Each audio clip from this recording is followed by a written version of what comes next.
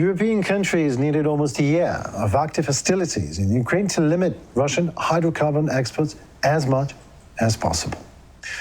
First sanctions were introduced on crude oil, and on February 5th was the turning point for the petroleum products market.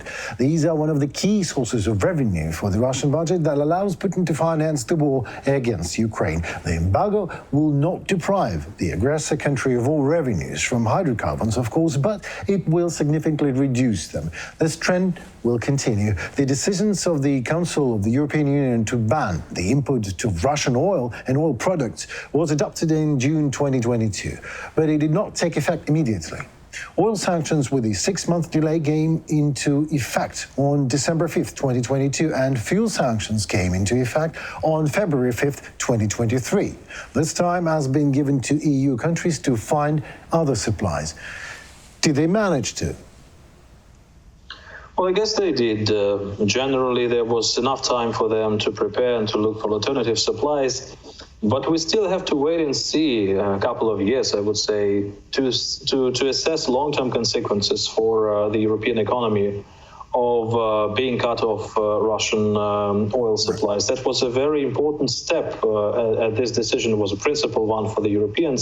And I see, according to the data from the previous year, that they have been paying a price. European economy has been contracting in a number of countries, and actually was a poor year of poor economic performance for Europe. I hope this is a short-term effect, and in the future, this price for overcoming dependency on Russian oil supplies will get lower for Europeans, because as we have already mentioned, there is an interdependency between the supplier and the importer, and it is always painful for both.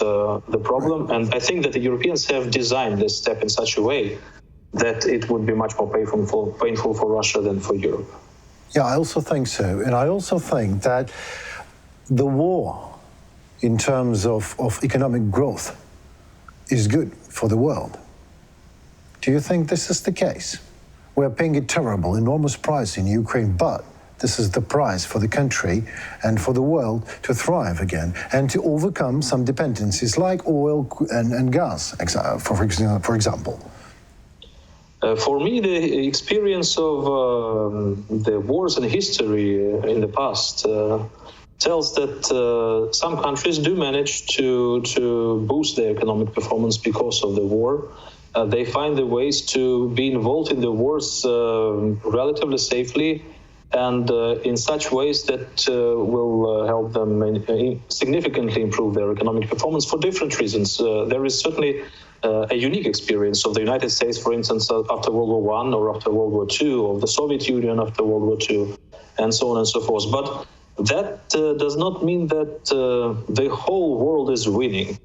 As I see it, rather as the war or any other crisis-like event in international politics, it generates some profits which then are distributed very unevenly.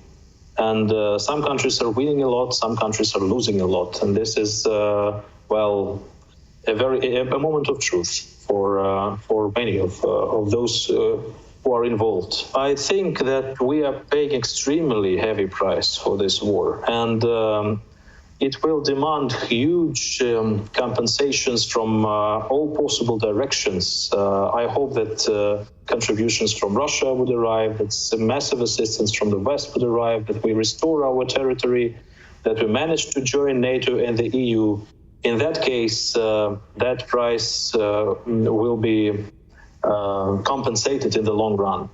But in case if the war ends in not such an optimistic way for us, I guess that we will be the ones who are paying the heaviest price, and that's the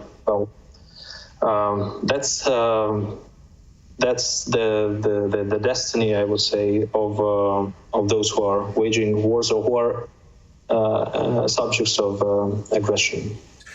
My next question is, Swedish authorities said the circumstances behind Nord Stream pipeline blasts last year have been difficult to investigate. Several months after the attack targeting Russia's gas deliveries to Europe, not only loopholes in sanctions exist, do they?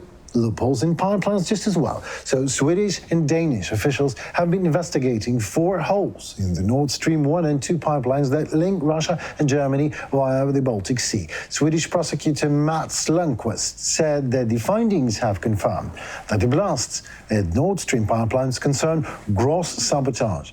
Who could ever expect that, right?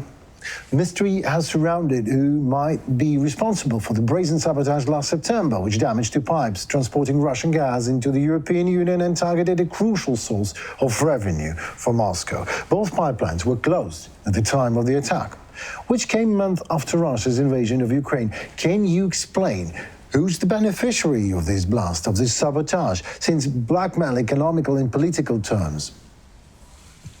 Well, that's really a complicated question. Before the war, I was sure, and still I am sure, that the beneficiaries of the pipelines themselves, primary beneficiaries, were Germany and Russia. And Germany was the biggest one. This was mainly the German project. The Nord Stream 2, Germany was advocating it for obvious economic reasons because it provided Germany with the functions of the energy hub in Europe. And moreover, because of this green transition, Germany needed additional supplies of the Russian gas. So this was a project completely within the framework of national interests of Germany. Russia was also benefiting from this, certainly, by reducing its dependence on transit countries like Ukraine, for instance, and getting the opportunity of directly supplying natural gas to Europe. But when the war started, everything has changed. It started to be clear that Nord Stream 2 would not be operational anymore. And the destruction of the pipeline, I think it was rather a symbolic step, which probably underscored the end of strategic partnership or something like this between Europe and Russia, or between Germany and Russia. And Russia's strategy today is to reorient its gas supplies to China and to the east, which is technically difficult, but nevertheless they're working on it. So depending on how you look, there can be different answers on who is benefiting from it. We will still have to wait and see. But not necessarily the one who will be benefiting in the end was responsible for that destruction of the pipeline. So this is an interesting investigation. I am personally very interested in finding out what happened actually last year. Remember, that makes it 2 of us, but let's assume I know you're a professional, you don't like this, assumptions and everything, you're trying to avoid that, you already clearly showed it to me, and I respect that as a professional just as well. But let's assume, who could that be? The pipeline wasn't operational. So I agree, this is a symbolic step, but who took it? Well, I actually have no idea. I can only speculate, and I think that... yeah, let's speculate, exactly. Speculating a bit, let's assume that there have been motives for Russian leadership to do that in order to somehow weaken positions of anyone who will be willing to restore something which was happening before the war, to continue cooperation with the Europeans, to make some concessions over the war in Ukraine. That could be the case, but you can never know.